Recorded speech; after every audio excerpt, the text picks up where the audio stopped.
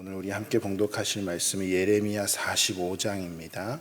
예레미야 45장 1절부터 5절 말씀입니다.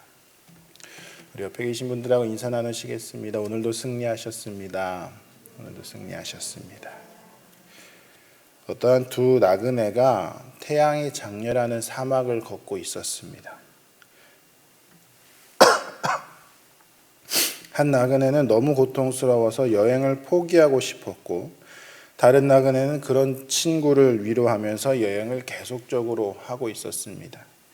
그러나 눈앞에 펼쳐진 것이 어떠한 것이 펼쳐졌냐면 무덤이 펼쳐진 것입니다. 그것을 보자 한 친구가 이렇게 이야기합니다.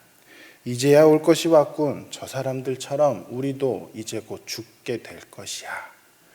그러자 다른 한 친구가 같은 장면을 보고 이렇게 이야기합니다. 무덤이 여기에 있다는 것은 멀지 않은 곳에 마을이 있다는 희망의 징표라네 라고 이야기를 했다는 것이죠. 같은 장면을 보고 우리가 어떻게 생각하느냐, 그렇게 어떻게 생각하느냐에 따라서 우리의 상황이 좋은 것으로 희망이 생길 수도 있고, 어떻게 생각하느냐에 따라서 절망이 생길 수도 있습니다. 이 예레미야서를 분류하다 보면 37장에서 45장 말씀을 하나의 통으로 묶을 수가 있습니다. 어떻게 묶을 수 있냐면 예레미야가 전해주는 역사적인 두 번째 이야기이죠. 37장에서 38장에서 예레미야는 시드기야 왕의 시대의 이야기를 전해줍니다. 그리고 39장에서는 남유다가 멸망하는 장면을 보여주고요. 40장에서 44장까지는 유다 백성이 애굽으로 피난하기까지의 그러한 상황들, 그리고 하나님이 어떻게 행하셨는가를 보여주는 것이 바로 40장에서 44장까지의 말씀입니다. 그리고 오늘 바로 이 45장이 예레미야가 전해주는 두 번째 전기의 마지막 부분인 것입니다. 그런데 예레미야 36장의 말씀을 보면 예레미야가 전해주는 그 이야기를 바룩이라는 글을 쓰는 자가 대신 받아 적는 장면이 1절부터 4절 장면이 나옵니다. 그런데 이 45장의 시작도 같은 모습을 보여줍니다. 즉 이 45장의 말씀은 44장까지는 역사적인 흐름으로 쭉 오다가 45장의 말씀은 다시 한번 그 36장에 있었던 그 일로 다시금 돌아가는 상황으로 보여지는 겁니다.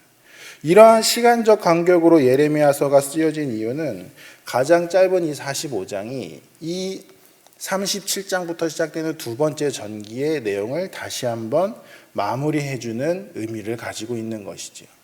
36장을 보면 이러한 내용이 펼쳐집니다. 36장의 여호야김 왕이 어떠한 일을 하냐면 예레미야가 바룩을 통해서 만든 그 글을 다른 유다 백성들에게 읽어주게 하죠. 그런데 그 두루마리를 여호야김 왕이 화롯불에 던져서 태워버리는 일이 벌어집니다. 그러한 일 가운데에 이 바룩이라는 자가 그 상황 이후에 자기에게 겪게 될 그 이야기를 바로 이 45장에 예레미야를 통해서 하나님이 우리에게 전해주시는 것이죠. 바룩이 그 모습을 보면 그는 하나님을 잘 믿었습니다. 그는 계속적으로 예레미야를 쫓아다녔습니다. 오랫동안 예레미야의 친구이면서 서기관 역할을 수행했던 그였습니다. 여호와 하나님의 말씀을 선포하던 예레미야를 따라다니면서 그 선포한 말씀들을 두루마리에 낱낱이 기록하던 자가 바로 이 바룩이었습니다. 예레미야가 처음으로 예언자로 부름받았던 요시야 왕 때부터 여호야김 자 4년에 이르기까지 여호와의 말씀을 계속적으로 두루마리에 적어오던 그 서기관의 일을 하던 사람이 바로 이 바룩이었습니다. 예레미야가 가는 곳엔 항상 같이 갔고 예레미야와 함께 그 하나님의 말씀으로 기쁨으로 선포하는 데 동의하고 동조했던 것이 바로 이 바룩이었던 것입니다. 그 하나님의 말씀을 적었습니다. 그런데 왕이었지만 아무리 왕이라지만 하나님의 말씀을 바로 적은 그 두루마리를 그 화롯불에 던져서 불태워버린 상황인 것입니다. 그러한 상황의 3절 말씀을 보면 이렇게 이야기합니다. 여호와께서 나의 고통에 슬픔을 더하셨으니 나는 나의 탄식으로 피곤하여 평안을 찾지 못하도다. 바룩이 지금 탄식으로 피곤하여서 평안을 찾지 못하고 있다고. 쉽게 말해서 밤에 잠을 이루지도 못할 만큼의 그러한 고통과 슬픔의 상황을 보내고 있다라는 것입니다. 이렇게 바룩이 평안하지 못한 그 상황을 보내고 있는 그 이유가 무엇이었겠습니까? 첫 번째로 불의를 보았기 때문인 것입니다. 그래서 그는 슬펐던 것입니다. 의인이라고 하면 우리는 대부분 의인은 어떠한 사람이라고 생각합니까? 착한 사람, 선한 사람, 그러한 사람을 우리는 의인이라고 생각을 합니다. 그런데 하나님이 말씀하시는 의인은 조금 다른 사람입니다. 하나님이 말씀하시는 의인은 선하고 착한 사람이 아니고 하나님을 믿는 사람입니다. 하나님을 믿는 사람을 하나님께서는 의인이라 칭하여 주십니다. 그러면 반대로 의인이 아닌 불의한 사람은 어떠한 사람이겠습니까? 하나님을 믿지 않는 사람이겠지요. 바로 이 여호야김 왕이 그랬습니다. 자신의 왕인데, 자기 백성, 자기 민족의 왕인데 그 왕이 하나님을 믿지 않고 있는 것입니다. 그 왕이 불의한 자였습니다. 하나님의 말씀이 적힌 그 두루마리, 자기가 적어서가 아닙니다. 하나님의 말씀이 적힌 두루마리였던 겁니다. 그런데 그 두루마리를 자기가 왕이라고 화롯불에 던져 불태운 그 왕이란다는 것. 그것으로 인하여 슬픔이 더하여졌다고 바룩은 이야기합니다. 안타까웠던 것입니다. 민족을 사랑하고 민족을 걱정하는 그 마음에 그 슬픔으로 인하여서 바룩이 고난의 슬픔이 더하여져서 탄식으로 피곤하여 평안을 찾지 못하는 그러한 상황 가운데 들어가게 된 것이지요. 사랑하는 성도 여러분, 우리에게도 이러한 상황은 분명하게 주어집니다. 지금 이 시대가 흘러가는 우리나라에서 흘러가고 있는 이러한 모습 가운데에서도 분명하게 불의한 모습들이 있습니다. 그러한 상황 가운데 우리는 어떻게 해야 하겠습니까?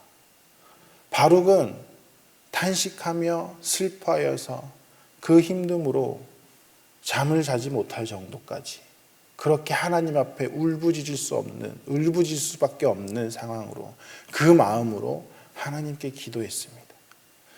이러한 상황 가운데 이 시대를 살아가는 우리도 분명하게 이 나라와 민족을 위해서 기도하는 우리 성도님들이 되시길 바랍니다. 이 민족, 하나님이 우리를 이 민족 가운데 태어나게 하셨습니다. 바룩을 유다 민족으로 하나님이 태어나게 하여 주신 것처럼 이 대한민국이라는 이 나라에 하나님이 우리를 태어나게 해주셨고, 그렇다면 이 나라를 위해서 기도해야 되는 것이 바로 우리의 사명인 줄 믿습니다. 바룩이 슬퍼했습니다. 두 번째로 바룩이 탄식으로 피곤하여 평안을 찾지 못하는 두 번째 이유는 뭐였냐면 그는 고난을 받았다라는 것입니다. 예레미야는 유다 백성의 죄악을 고발하고 그에 상응하는 가혹한 심판을 받게 될 것이라는 것을 선포하면서 바벨론에 항복해야 살 수 있다는 메시지를 전했습니다. 그런데 하나님을 제대로 믿지 않고 있었던 그 불의한 그 백성들은 그 예레미야의 그 선포를 들으며 왕을 비롯한 지배계층이 온 모진 순환과 박해를 받으며 살았습니다. 예레미야는. 그런데 그의 서기관인 바룩은 그 박해를 받지 않았을까요? 예레미야 51장을 보면 바룩의 형제인 스라야가 나옵니다. 그는 시드기야 왕의 병참감이었는데 이것은 바꿔서 이야기하냐면 바룩의 집안이 어느 정도 힘이 있는 권력이 있는 집안이었다는 겁니다. 그럼에도 그는 고난 중에 하나님을 따라다녔던 것입니다. 고난이 올지라도 그는 하나님의 편에 섰고, 고난으로 인하여 내가 힘이 들지만 탄식으로 잠이 들 수도 없지만 하나님 앞에 기도하며 하나님이 생명을 지켜주실 것을 믿으며 간절하게 기도하였던 것입니다. 그래서 하나님이 바룩의 생명을 보존하여 주신다는 그 말씀을 분명하게 5절 말씀에서 하시는 것입니다. 우리의 선택은 항상 하나님이어야 할 줄 믿습니다. 항상 하나님을 바라보시고 어떠한 상황이 나에게 주어질지라도 나의 선택은 내가 아닌 하나님이 되셔야 될 줄 믿습니다. 2차 세계대전 때 연합군이 노르망디 상륙 작전을 계획하고 D-Day를 정하고 준비를 하던 와중입니다.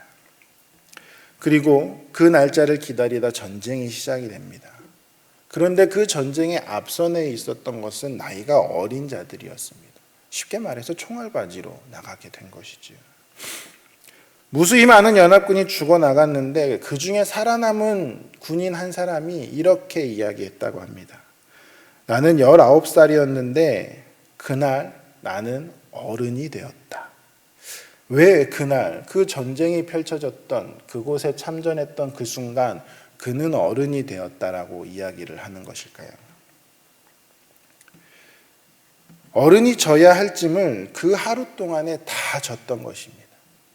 옆에 있는 동료들이 총에 맞아서 죽어가는 상황을 살펴보게 되고 생과 사가 나뉘는 현장 속에서 앞이 안 보이고 그 자리에 있으면 결국 차례차례 죽고 마는 그 상황을 헤쳐나가다 보니까 어른이 되었다라는 것이죠.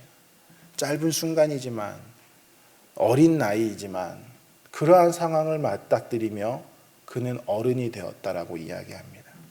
우리의 현실도 그렇습니다. 하나님은 우리가 생각하고 있을 때 만나주시는 분이 아니라 매일 오늘이라는 이 현실을 우리들에게 들이미십니다. 고난이 있을 수 있습니다. 아픔이 있을 수 있습니다. 슬픔이 올 수 있습니다. 하지만 하나님이 일하시기 때문에 우리는 그 하나님을 붙잡고 그러한 상황들을 헤쳐나아가는 것입니다. 그러면서 우리는 조금씩 이 19살의 군인이 이야기한 것처럼 어른이 되어가는 것, 조금씩 우리가 하나님의 사람으로 변화되어 가는 것입니다. 바룩은 그러한 상황 가운데에서 하나님 앞에 부르짖었습니다. 고난 가운데에서 탄식으로 피곤하여 잠을 이루지 못하는 그 상황 가운데에서 하나님 앞에 부르짖었고, 이 나라와 민족이 불의한 모습을 바라보면서 하나님 앞에 슬픔으로 부르짖었습니다. 이러한 하나님 앞에 부르짖는, 하나님만을 선택하고 하나님만 따라가는 모습이 오늘 이 하루를 살아가시는 우리 성도님들에게도 분명하게 계시기를, 그 은혜가 충만하게 넘치기를 간절히 소망합니다. 기도하겠습니다. 사랑의 하나님 아버지, 바룩을 바라보며 하나님 고난 가운데에 하나님 앞에 기도하고 불의를 바라보는 모습 속에서 슬퍼하는 가운데 주 앞에 부르짖을 수 있는 마음이 저희들에게도 넘치게 하여 주시옵소서. 어떠한 상황 속에서도 하나님만 선택하게 하시고 아버지, 이 나라 민족을 위해서 끝까지 기도하는 저희들 되게 도와주시옵소서. 감사드리며 예수님의 이름으로 기도드립니다. 아멘.